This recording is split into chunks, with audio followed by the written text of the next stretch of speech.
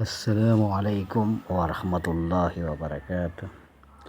Alhamdulillahi rabbil alamin. Wassalatu wassalamu ala asyrafil anbiya'i wal mursalin Sayyidina Muhammadin wa ala alihi wa sahbihi ajma'in, amma ba'du.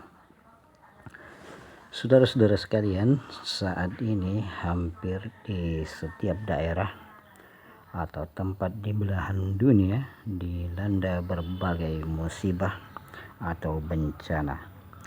Apakah itu berupa kebakaran, angin kencang, banjir, dan gempa bumi, dan dapat juga berupa wabah penyakit.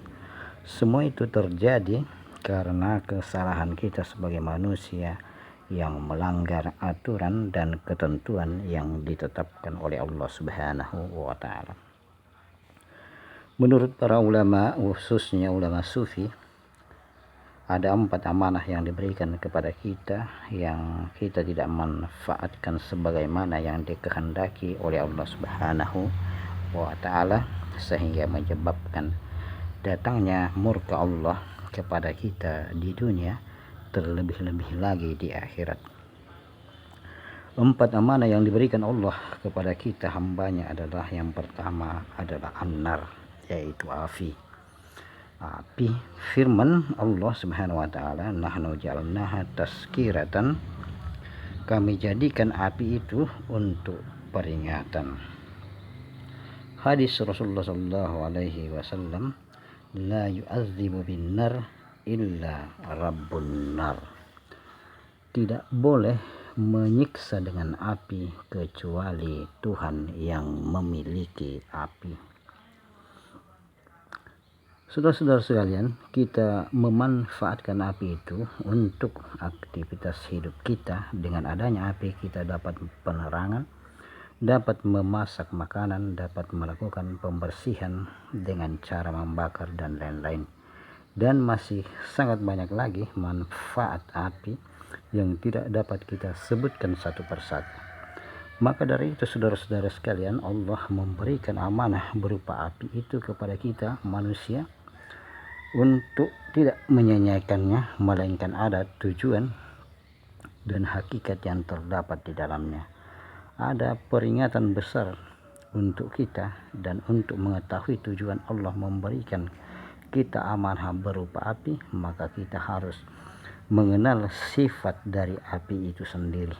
Dan apabila kita perhatikan dengan cermat, maka apabila kita melihat api, maka yang akan nampak adalah cahaya terang dan posisi tegak yang dimiliki api, serta hawa panas yang ditimbulkannya.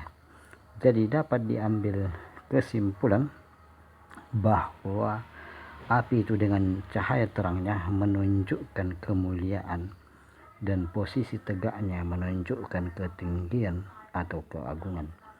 Dan itu menunjukkan bahwa api itu dalam penciptaannya senantiasa meninggikan dan memuliakan Allah Subhanahu wa Ta'ala. Sehingga apabila kita manusia menggunakan api itu di dalam kehidupan kita, maka kita wajib mengagungkan dan meninggikan Allah Subhanahu wa Ta'ala. Kalau tidak, maka disinilah kita akan mendapat murka dari Allah, karena kita tidak menggunakan amanah berupa api dengan sebaik-baiknya. Dan inilah makna dari firman Allah Subhanahu wa Ta'ala, ku anfusakum wa ahlikum nara. Jagalah dirimu dan keluargamu dari api neraka. Olehnya itu sangatlah penting bagi kita untuk mengagungkan Allah Subhanahu wa Ta'ala, sebagaimana firman Allah, man yu'azzim sya'airallah fa innaha min taqwal qulub. Barang siapa mengagungkan syiar-syiar Allah, maka sesungguhnya itu timbul dari ketakwaan hati atau hati yang bersih. Saudara-saudara sekalian, banyak cara bagi kita untuk mengagungkan Allah, diantaranya memperbanyak zikir, baik zikir jahar atau zikir khafi, menggalakkan sholat berjamaah untuk kemakmuran masjid, memperkuat silaturahmi dan lain-lain sebagainya. Rasulullah Shallallahu Alaihi Wasallam juga menegaskan di dalam hadis, inna min ijlalillahi ta'ala ikrama syaibatil muslimi wa hamilil qur'ani kairil ghali fihi wal khasi anhu wa ikrama sultanil muksiti.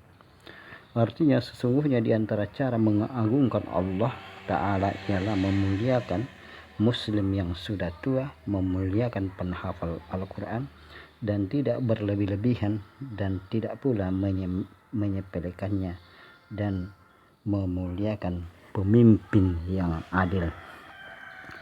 Jadi inilah cara yang harus kita lakukan untuk mengagungkan Allah Subhanahu wa Ta'ala. Tapi namun apa yang terjadi sekarang di tengah-tengah kita, masjid sepi, jarang lagi orang berzikir, orang tua sudah tidak dihormati, ulama-ulama sudah tidak dicari, bahkan dijauhi. Inilah yang mengundang murka Allah sehingga kita ditimpa bencana. Saudara-saudara sekalian yang saya muliakan, amanah yang kedua yang Allah berikan kepada kita yaitu ar-rih, yaitu angin. Firman Allah Subhanahu wa Ta'ala, wa huwallazi yursilur riyaha busyara. Dialah Allah yang meniupkan angin sebagai pembawa berita gembira. Firman Allah Subhanahu wa Ta'ala selanjutnya, wa tusrifir riyahi ayatul liqaumin ya'qilun. Dan pada perkisaran angin ada tanda-tanda kekuasaan Allah bagi orang-orang yang berakal. Dengan memperhatikan dalil-dalil di atas, maka yakinlah kita betapa besar manfaat nikmat Allah kepada kita. Dan dari sekian banyak manfaat angin, maka yang paling pokok kita rasakan adalah dengan adanya angin kita dapat bernapas. Karena tidak ada makhluk yang dapat hidup seandainya tidak ada angin atau udara untuk kita bernapas. Angin juga membawa kesejukan dan kehangatan sehingga kita terasa nyaman. Angin juga membantu penyerbukan tanaman sehingga dapat berbunga dan berbuah. Serta angin mempunyai peran untuk membagi hujan di bumi supaya tanah itu subur dengan merata. Dan masih banyak lagi manfaat angin yang tidak bisa kita sebutkan satu persatu. Saudara-saudara sekalian, Allah memberikan amanah kepada kita berupa angin itu pasti ada tujuannya, yang tentunya untuk semakin mendekatkan kita kepada Allah. Dan untuk itu kita harus tahu apa sifat angin dan hakikatnya. Apabila kita perhatikan gerak angin yang meliup-liup ke sana kemari dengan segala tugas yang diberikan Allah Subhanahu wa Ta'ala kepadanya, maka di dalam angin itu tersimpan sifat untuk berbagi kepada sesama makhluk ciptaan Allah.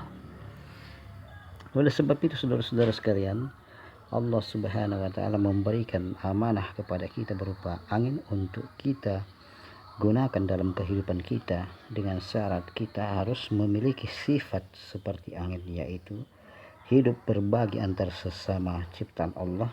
Dan ada banyak cara untuk kita berbagi kepada sesama manusia, sesama makhluk, tergantung kemampuan kita. Bisa dengan ilmu kita yang miliki, sebagaimana sabda Rasulullah Sallallahu Alaihi Wasallam, man dalla ala ghairi falahu mislu ajri fa'ilihi. Barang siapa yang menunjuki kepada kebaikan, maka ia akan mendapat pahala seperti orang yang mengerjakannya. Dan kita juga bisa berbagi dengan harta yang kita miliki serta kemampuan tenaga kita untuk membantu sesama manusia. Saudara-saudara sekalian yang saya muliakan, kenyataannya sekarang orang hanya bisa mendapatkan ilmu kecuali dibayar. Orang-orang banyak berdakwah tapi tujuannya adalah dunia. Kita disibukkan untuk menumpuk-numpuk harta tanpa memperdulikan orang-orang yang ada di sekeliling kita. Dan inilah yang menyebabkan murka Allah Subhanahu wa Ta'ala. Selanjutnya saudara-saudara sekalian, amanah yang diberikan Allah kepada kita yang ketiga adalah al-ma, yaitu air. Sebagaimana firman Allah Subhanahu wa taala dalam Al-Qur'an, wa huwallazi khalaqa minal ma, dan dialah Allah yang menciptakan manusia dari air. Rasulullah sallallahu alaihi wasallam bersabda, innal ma'i tahura, sesungguhnya air itu suci dan mensucikan. Dan di antara sekian banyak manfaat angin dalam kehidupan kita, ada beberapa di antaranya yang paling pokok, yaitu air sebagai minuman kita dan penghilang dahaga kita. Air juga berfungsi sebagai pembersih tubuh kita, pakaian dan makanan kita, bahkan tempat tinggal kita, dan masih banyak lagi. Dan dari sekian banyak manfaat angin, tentu ada rahasia yang tersimpan di dalamnya, dan untuk mengetahuinya kita harus mengetahui sifat dari air.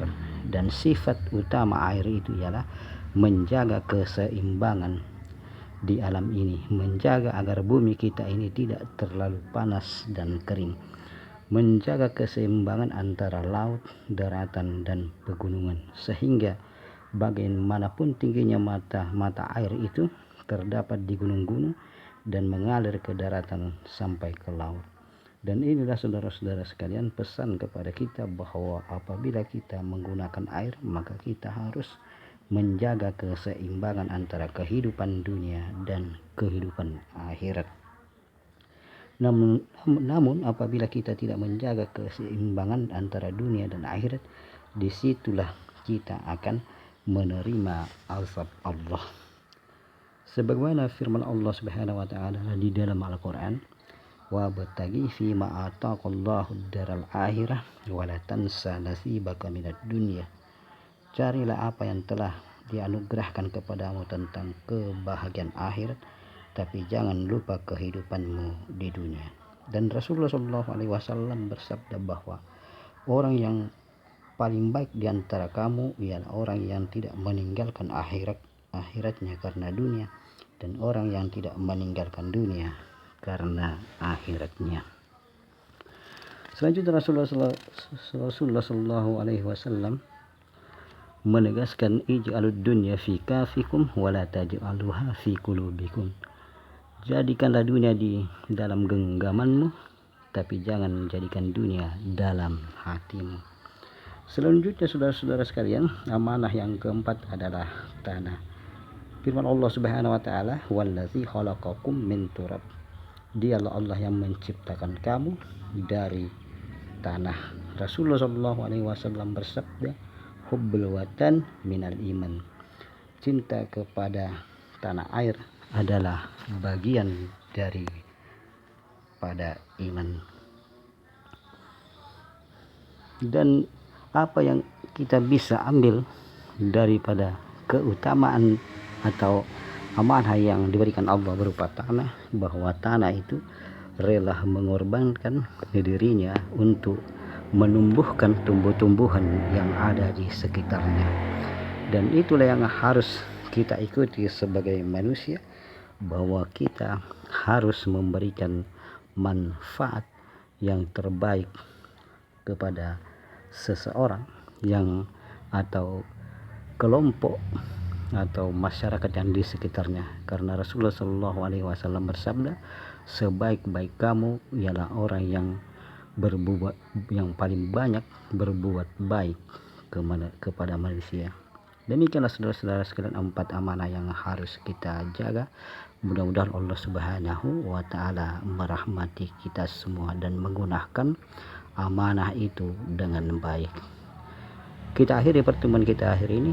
Wabillahi taufiq wal hidayah. Wassalamualaikum warahmatullahi wabarakatuh.